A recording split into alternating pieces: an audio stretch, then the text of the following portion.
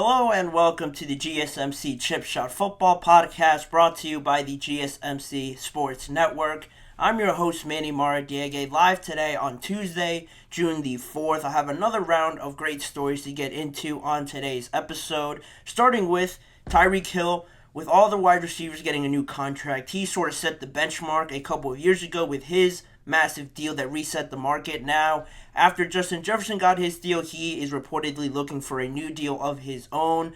Plus, we're going to get into some more AFC East rankings on the receiver groups. So, we're going to be talking Patriots, Bills, Jets, and Dolphins as well. So, stick around for that. And also, floating around the idea of London maybe being one of the hosts for a Super Bowl in the near future. The international game is growing a lot more with the NFL, but could this ever be a true possibility? I'll get into that later in the show. Make sure to like, follow, and subscribe to the GSMC Chip Shot Football Podcast as well. And also as a reminder, if you have any questions or comments, please use the tip and donations link you see on your screen, GSMCPodcast.net. By using this link, I can see your question or comment pop up in my chat box, and that way I can answer it and read it on air and just get your guys' thoughts on anything I say or on any of the topics we have on hand on today's show. It's a massive help for this show as well as the network, so please, if you would, use the tip and donations link, GSMCPodcast.net.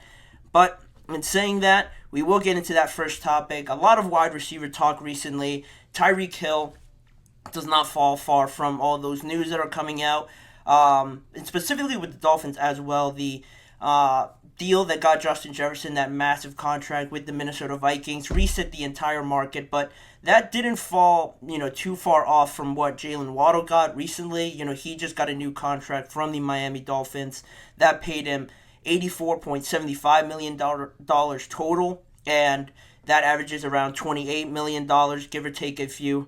$1,000 as well. So he's making around $28 million per year in the top 5 of the highest paid annual salaries. So the Dolphins just came off of dishing out a pretty lucrative deal to one of their wide receivers already after giving Tyreek Hill one of the highest paid contracts also as well a couple years ago. But now Hill has been, already on that massive deal like I mentioned. I think he's been on it for a year or two now, and he is still currently one of the top 5 highest paid wide receivers, and he just turned 30 in March. And according to recent reports around the Dolphins and after the news of Justin Jefferson's deal, it has been reported that Tyreek Hill has been looking for a new contract since the end of this past season in 2023, the 2023 season.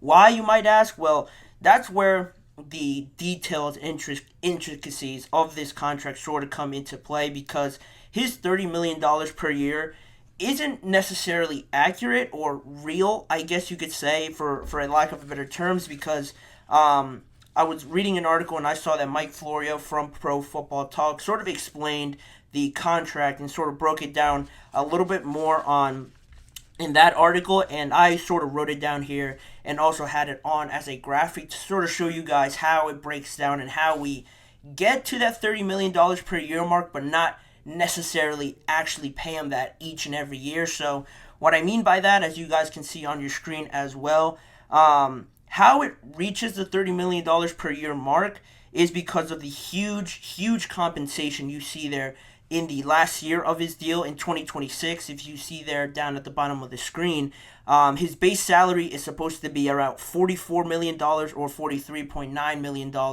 per year, or in that year actually, just in 2026, as that base salary with a $1 million roster bonus. So that, you average that out with the other salaries that he gets, and then you get to that $30 million per year mark, just based on how that last year sort of boosts it all the way up to 30, when in reality, if you were to take away that last year of his deal from the 4-year, $120 million total deal that he received, Hill would actually be on a 3-year, $75 million deal with an average of about $25 million per year. And you sort of see how that rounds out a little bit, really being around that $25 million per year mark, being his salary each and every year of his contract. So the signing bonus he got on the first year of his deal, $25.5 million. Then the base salary was only $1 million, so around $26 million, all fully guaranteed in that first year. Then you go down a little bit, $10 million as a roster bonus, plus the base salary of 16. So again, $26 million as a total salary for that year. Again, all fully guaranteed. And then this year, there's no bonus, there's no nothing, and he's only supposed to make about $19.6 million per year, or just on that year, in this year in 2024, as that base salary. It is fully guaranteed, but just not at the level where you would think $30 million is his average. He's actually making $10 million less than that this year. And also, if you look at it, just keep going down in 2025. Again, base salary of about $21 million per year, and then the roster bonus of another million. And if you were to get to 2026, that's when he would receive a massive salary in that year, and that's how it all averages to make it $30 million per year. Because of the other salaries that are actually below it, it doesn't actually reach it if you look at it and break it down like I'm showing you there on the screen. So that's really the main focus as to why Tyreek Hill wants to really trying to get, I guess, more security is the word from his contract, and get more guaranteed, or just a higher pay based on that. Maybe spread it out a little bit more over the years, and that way actually make close to $30 million per year, not just have it as a facade a little bit, just waiting for that last year to get a massive compensation from the Miami Dolphins. But also taking into account what Amon-Ra St. Brown received, A.J. Brown as well with their new contracts, and not to mention, obviously, Justin Jefferson.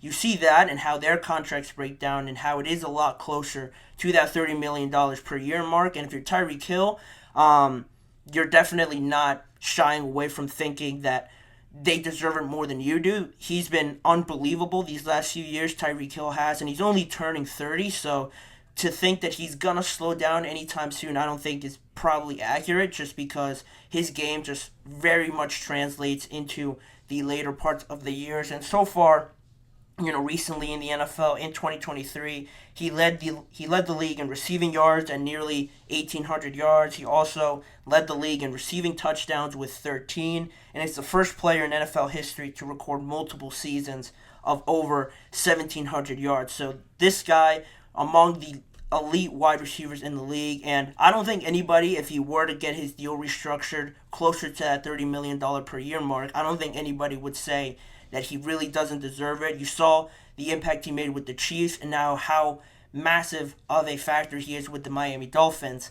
It makes sense that Tyreek Hill wants this deal, but then on the other side, how likely is it also, one more point before I move on, how likely is it, we're in 2024 now, how likely is it that the Dolphins and Tyreek make it to that last year without having these reconstruction talks with his contract, and maybe getting him to lower that value down? Realistically, to play it all the way out and get to 2026 seems unlikely, just because the Dolphins don't want to pay him $44 million just in that year. So it obviously would mean that they're going to restructure it and get him to lower that a little bit for salary cap purposes. So that's another reason why Tyreek Hill would probably not be ideally looking to do that. So again, he is now focusing on his contract now to sort of get more stability and security heading into this year, especially because, as you see, in 2024, supposed to make just under $20 million this year. Not necessarily accurate, and shows how much he really means to this team. And now you get into the question of, you extend Jalen Waddle, you have Tyreek under contract, but he wants another pay raise or just some more security with his deal. Where does that leave Tua? The reports coming out is that the Dolphins and Tua expect to get a contract extension done this summer, but the order of how that gets done, that's what really interests me at this point, because Tyreek is probably the most important player on that team. So do you prioritize him and sort his contract out before you get to Tua, just because there is more questions around him, and can he stay healthy? Is he really the guy going forward? He only had one good season this past year. I think it's been enough for him, but how the Dolphins work that out with Tyreek Hill sort of now pushing the Dolphins a little bit more to get the contract done. Maybe they don't like that pressure and they sort of give into that and hold off the contract negotiations with Tua, and maybe does that affect how much money Tua gets as well, if they're trying to allocate some more over to Tyreek Hill. But then another thing you have to think about is I'm pretty confident in Tyreek Hill going into his 30s and continuing that on. But are the Dolphins, pretty secure with him playing into 32 years old by the end of his current contract to maybe extend him or extend the pay of his deal over these next few years? Do they feel confident that he can continue this level of production by 32, 33 years old? That's something else to consider if you're the Dolphins. You don't want to, make a decision based on not hoping for injuries, but that is a factor that does play into it as well. And just the idea of the quarterback being the most important position, obviously, in football.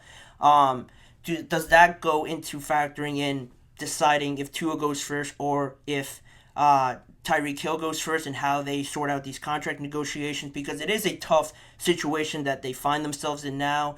To build a competitive team and have two of the top five highest paid wide receivers and a quarterback that is expected to pay, I don't know, probably north of 45, maybe close to $50 million if you're Tua and trying to work out a long-term deal for yourself with the Dolphins. It is hard to manage all those massive contracts. It is similar to the Bengals with T. Higgins, Jamar, and Joe Burrow. It just doesn't seem likely. So following this situation closely over the next few days and how the Dolphins prioritize Tyreek Hill first or Tua will be very telling and very interesting just overall to follow. Tua and Tyreek aren't really skipping out on OTAs or mandatory minicamps, so you don't really have to worry about that aspect too much. But going forward, how they balance their books and their money will be something to take note of as well. But that is where it stands right now with Tyreek Hill and how the Dolphins are sort of trying to figure this whole situation out with him. But we'll leave that there, and in the meantime, we're going to go into our first break of the show, and then when we come back, we're going to stay closely to the AFC East and rank their receiving groups when we come back. So don't go anywhere. You're listening to the GSMC Chip Shot Football Podcast.